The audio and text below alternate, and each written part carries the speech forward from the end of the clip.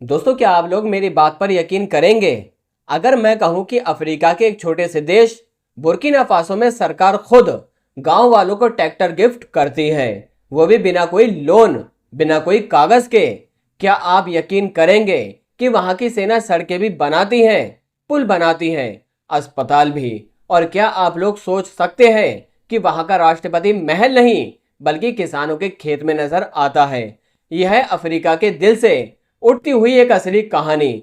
मात्र 34 साल की उम्र में सत्ता में आया युवा राष्ट्रपति इब्राहिम तरोरे ना तो भ्रष्ट था और ना ही लालची। बस एक मिशन के साथ आया था, देश को उठाने के लिए, बिना झुके, बिना रुके। और आज हम जानेंगे वो 10 ऐसे प्रोजेक्ट जिनसे बुर्किना फासो बदल रहा है। ये सिर्फ प्रोजेक्ट नहीं, ये एक सोच है, एक आंदोलन है और शायद एक नई अफ्रीकी कॉन्टिनेंट की शुरुआत। Number 1, military construction core. जब देश टूटता है, सड़कें बर्बाद होती हैं, तो ज्यादातर सरकारें ठेकेदारों को बुलाती हैं। लेकिन इब्राहिम तरोरे ने किया बिल्कुल उल्टा। उन्होंने बुलाया अपनी सेना को और कहा, अब सिर्फ सरहदें नहीं, देश के अंदर भी रक्षा करनी है। इस तरह जन्म हुआ बुर्किना फासो की सबसे अनोखी फौज, मिलिट्री कंस्ट्रक्शन कोड। ये फौज सड़कें बनाती है, पुल तैयार करती है, स्कूल और हॉस्पिटल खड़े करती है, और ये सब करती है डिसिप्लिन, स्पीड और ट्रांसपेरेंसी के साथ। कॉन्ट्रैक्टर सिस्टम में कमीशन, डिले और करप्शन होते हैं, लेकिन मिलिट्री सिस्टम में होता है सिर्फ काम और देश का गर्व। अब तक 200 से ज्यादा रूल्स रोड्स मिलिट्री ने बनवाई हैं, 50 से ज्यादा ब्रिज अंडर कंस्ट्रक्शन। यह है इब्राहिम तरोरे की राष्ट्रीय निर्माण सेना, जो अब सिर्फ रक्षा नहीं बल्कि निर्माण का भी प्रतीक बन चुकी है। ब्रिज बनाना हो, क्लिनिक खड़ा करना हो या फिर सड़क बिछानी हो, अब ठेकेदार नहीं, जनता की सेना ये सब कर रही है। Number 2, tractor motorcycle gift project. किसान बैल से खेत जोतता था, लेकिन अब उन्हें ट्रैक्टर दिया गया, बिना कोई रिश्वत, बिना किसी लोन के।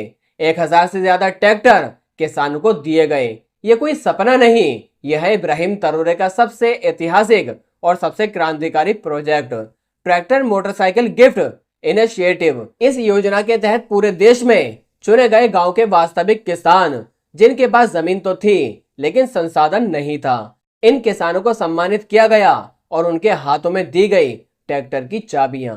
बिना शर्त कुल 1000 से ज्यादा ट्रैक्टर और 714 मोटरसाइकिल, साथ ही वाटर पंप, बीज, खाद जैसी चीजें भी दी गई थी। लेकिन सवाल उठता है, आखिर क्यों? जब सरकारें सब्सिडी देती हैं तो पेपर वर्क की भीड़ लग जाती है। इब्राहिम तरोरे ने कहा, किसान पेपर वर्क नहीं प्रोड्यूस करना चाहता है, इसलिए पेपर वर्क हटा दिया गया, लोन कल्चर खत्म कर दिया गया और किसान को दिल से साथी बना दिया गया।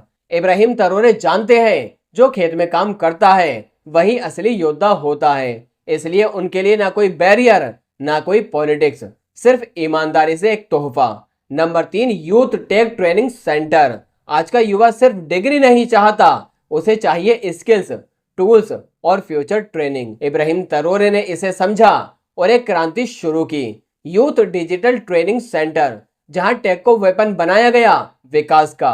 बुर्किना फासो के अर्बन और सेमी अर्बन इलाकों में बनाए गए एआई, ड्रोन और cyber security training hubs young graduate को दिया गया। फ्री ट्रेनिंग आर्मी के अंडर स्पेशल बैच लॉन्च किए गए।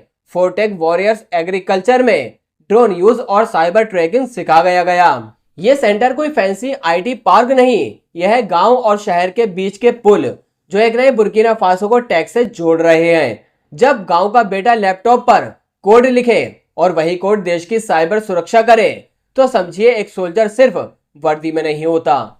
नंबर 4, फूड इंडिपेंडेंस मिशन, भूख से आजादी। क्या आपने कभी ऐसा देखा है जहां भूख मिटाने का तरीका भी गौरव और आत्मनिर्भरता से जुड़ा हो? इब्राहिम तरोरे के लिए फूड सिक्योरिटी सिर्फ खाना देने का मसला नहीं है, यह सवाल है राष्ट्रीय सम्मान का। और इसी सोच से शुरू हुआ उनका फूड इंडिपेंडेंस मिशन। इस मिशन का लक्ष्य है बुर्किना फासो को अनाज के आयात से मुक्त करना, हर गांव में खाद भंडार यानी कि ग्रीन स्टोरेज की व्यवस्था करना, किसानों को ऑर्गेनिक बीज और ट्रेनिंग देना, देश में लोकल फूड सप्लाई चेन को मजबूत करना। इस योजना के मुख्य काम गवर्नमेंट रन सीड बैंक्स की स्थापना, लोकल कोऑपरेटिव फार्मिंग जोन तैयार किए गए, आर्मी द्वारा सुरक्षित सुनिश्चित की गई ताकि किसान आतंकियों से सुरक्षित रहें। वुमेन सेल्फ हेल्प ग्रुप को फूड प्रोसेसिंग में शामिल किया गया, जैसे serious, dry goods, oil. Number 5, village electrification drive. एक गांव जहां सूरज ढलते ही अंधेरा छा जाता था, जहां बच्चे सिर्फ दिन की रोशनी में पढ़ पाते थे, जहां मोबाइल चार्ज करने के लिए लोगों को दूर तक जाना पड़ता था। आज उस गांव में रात को भी उजाला होता है, क्योंकि अब वहां बिजली है, और यह बिजली दी है इब्राहिम ट्राओरे की विलेज इलेक्ट्रिफिकेशन ड्राइव ने। बुर्किना फासो के सैकड़ों गांव में पहली बार बिजली पहुंचाई गई, और वो भी बिना फॉरेन लोन या डिपेंडेंस के। इब्राहिम ट्राओरे की सरकार ने इस मिशन के लिए चुना सोलर एनर्जी को, स्थानीय इंजीनियरों को और सामुदायिक भागीदारी को। बिजली पहुंचाना सिर्फ तार बिछाना नहीं होता, ये लोगों को अंधेरे से निकालकर आशा देने जैसा होता है। चलिए जानते हैं इब्राहिम ट्राओरे की सरकार ने क्या किया। सोलर माइक्रो ग्रिड्स का गांव-गांव में विस्तार किया गया। बैटरी बैंक्स और इन्वर्टर को अफोर्डेबल रेट पर लोकल टेक्नीशियन से इंस्टॉल करवाया गया। महिलाओं और युवाओं को सोलर पैनल मेंटेन करने की ट्रेनिंग दी गई। प्रोजेक्ट को मिलिट्री इंजीनियरिंग की निगरानी में करप्शन फ्री तरीके से लागू किया गया। फॉरेन पावर कंपनी से कॉन्ट्रैक्ट नहीं लिया गया, बल्कि ये कहा गया अपने गांव, अपने लोग और अपनी बिजली। Ministry of energy Burkina Faso के अनुसार 2023 में 13 तरह के 100 से अधिक गांव में सोलर लाइटिंग सिस्टम लगाया गया। करीब 1 लाख ग्रामीण परिवारों को पहली बार बिजली मिली। इलेक्ट्रिफिकेशन का काम मुख्यतः साहिल सेंटर, आतंक प्रभावित क्षेत्रों में हुआ। बिजली ने सिर्फ अंधेरे को हटाया नहीं, रोजगार, शिक्षा और स्वास्थ्य सेवा को भी रास्ता दिया गया। अब गांव में मोबाइल चल रहे हैं, बच्चे रात को पढ़ रहे हैं और महिलाएं सोलर मशीन पर काम कर पा रही हैं। इब्राहिम ट्राओरे ने सिर्फ बल्ब नहीं जलाया, गांव वालों के सपनों में उजाला भर दिया। और सबसे बड़ी बात, बिजली आयात नहीं की गई, बिजली बनाई गई अपने हाथों से, अपने लोगों के लिए। Number 6, gold mine nationalise Burkina Faso एक ऐसा देश है जहां सोने का खजाना, लेकिन अफसोस इसका फायदा फॉरेन कंपनियां उठा रही थी। इब्राहिम ट्राओरे ने इस अन्याय को खत्म किया और देश को दिलाया सोने पर अपना अधिकार। गोल्ड माइन नेशनलाइजेशन ये उनका सबसे साहसिक कदम था। चलिए जानते हैं क्या हुआ इस अभियान में। कई गोल्ड माइनिंग लाइसेंस जो फॉरेन हैंड्स में थे कैंसिल किए गए। स्टेट ओन्ड कंपनीज को प्रायोरिटी माइनिंग राइट्स दिए गए। फॉरेन प्राइवेट कंपनीज को 50% से ज्यादा स्टॉक पर रोक लगाई गई। मिलिट्री को माइंस की सुरक्षा में लगाया गया। इब्राहिम ट्राओरे ने साफ कहा, सोना अगर हमारी मिट्टी से निकलता है तो उसका हक भी हमारा है। बुर्किना फासो माइनिंग कॉरपोरेशन ने 3 नई साइट्स को कंट्रोल कर लिया। गोल्ड एक्सपोर्ट से 2024 में आया 1.2 बिलियन फंड्स का इस्तेमाल रूरल, स्कूल्स और मिलिट्री बजट में किया गया। इलीगल माइनिंग और स्मगलिंग में गिरावट देखने को मिली। अब बुर्किना फासो का सोना कोई लूट नहीं रहा, यह बना है विकास का इंजन। हॉस्पिटल बन रहे हैं, टीचर की सैलरी टाइम पर आ रही है, क्योंकि अब सोना किसी प्राइवेट वॉल्ट में नहीं जाता, बल्कि जनता की थाली और स्कूल में पहुंचता है। देश का खजाना अब देश की ताकत बना हुआ है, और यह बदलाव इब्राहिम ट्राओरे की एक क्रांति है। Number 7, mobile health clinic. जहां डॉक्टर नहीं पहुंचते, जहां अस्पताल सिर्फ एक सपना होता है, वहां भी इब्राहिम ट्राओरे ने इलाज पहुंचाने की कोशिश की। मोबाइल हेल्थ क्लिनिक यानी चलती फिरती क्लिनिक। चलिए जानते हैं क्या है ये मोबाइल क्लिनिक। यह है स्पेशली इक्विप्ड मेडिकल वैन्स, जिनमें है doctor, nurse, medicine, diagnostic kits. हर हफ्ते ये वैन्स 20 से 30 गांव में जाती है। वुमेन, इन्फेंट्स और बुजुर्गों के लिए फ्री ट्रीटमेंट। गांव वालों के लिए ना टिकट ना फीस, सीधा इलाज, सीधी सेवा। 100 से ज्यादा मोबाइल क्लिनिक पूरे देश में एक्टिव। हर क्लिनिक महीने में लगभग 1200 से ज्यादा मरीजों का इलाज करता है। Basic surgery, malaria treatment, TB screening तक उपलब्ध कराई गई है। रूरल वैक्सीनेशन प्रोग्राम में इनका बड़ा योगदान है। बुर्किना फासो जैसे देश में हेल्थ केयर को लग्जरी से नेसेसिटी में बदलना वाकई प्रशंसा के काबिल है। Number 8, community policing people safety zones. Burkina Faso सालों से जूझता रहा है आंतरिक हिंसा और आतंकवाद से, लेकिन उन्होंने शुरू की कम्युनिटी पॉलिसी और पीपल सिक्योरिटी जोन की नीति। जहां हर नागरिक खुद भी सुरक्षा का हिस्सा बनता है। चलिए जानते हैं इस योजना में क्या होता है। विलेजेंस में वॉलंटियर डिफेंस यूनिट तैयार किए गए। ट्रेनिंग, यूनिफॉर्म और सपोर्ट सरकार देती है। ये स्थानीय लोग गांव की रखवाली करते हैं। रास्तों, स्कूलों, बाजारों की निगरानी। वुमेन चिल्ड्रन के लिए सेफ जोन बनाए गए। Fence lighted, guarded. इस बदलाव से गांव में पुलिस और जनता के बीच भरोसा बढ़ा है। इब्राहिम तरोरे कहते हैं, जनता अगर सैनिक बन जाए तो कोई दुश्मन टिक नहीं सकता। बुर्किना फासो अब सेना से नहीं, हर नागरिक के संकल्प से सुरक्षित रहती है। नंबर जे, फासोडोन फानी से textile mission. फासोडोन Fani Burkina Faso की पहचान, सम्मान और आत्मनिर्भरता की शान।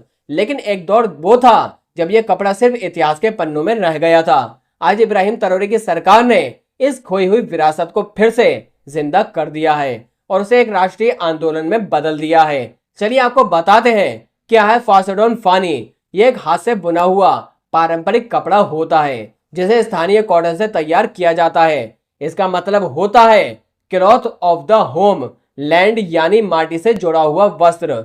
इसे बुर्किना वुमेन आर्टिजन सदियों से बुनती आई है। इसके लिए इब्राहिम तरोरे की सरकार के ठोस कदम, टेक्सटाइल को ऑपरेटिव को सरकारी मदद, कच्चे माल ट्रेनिंग और मशीन प्रदान की गई। महिलाओं को लोकल आर्टिजन ट्रेनिंग दी गई ताकि स्किल बेस्ड रोजगार बढ़ सके। बुर्किना फासो की सरकारी यूनिफॉर्म अब फासोडोन फानी से बनने लगी है। एक्सपोर्ट ओरिएंटेड यूनिट्स का निर्माण किया जा रहा है जिससे स्थानीय कपड़ा ग्लोबल मार्केट तक पहुंच सके। साल 2023 और 24 में फासोडोन फानी के उत्पादन में 20% से अधिक इजाफा देखने को मिला है। 1000 से ज्यादा महिलाओं को डायरेक्ट रोजगार मिला है। फासोडोन फानी अब सिर्फ कपड़ा नहीं रहा, ये इब्राहिम तरोरे के लिए नए बुर्किना फासो की पहचान बन गया है। Number 10, state honoured fuel distribution reform. Petrol पर देश का अधिकार। पेट्रोल और डीजल बुर्किना फासो में आम जनता के लिए लग्जरी बन चुके थे।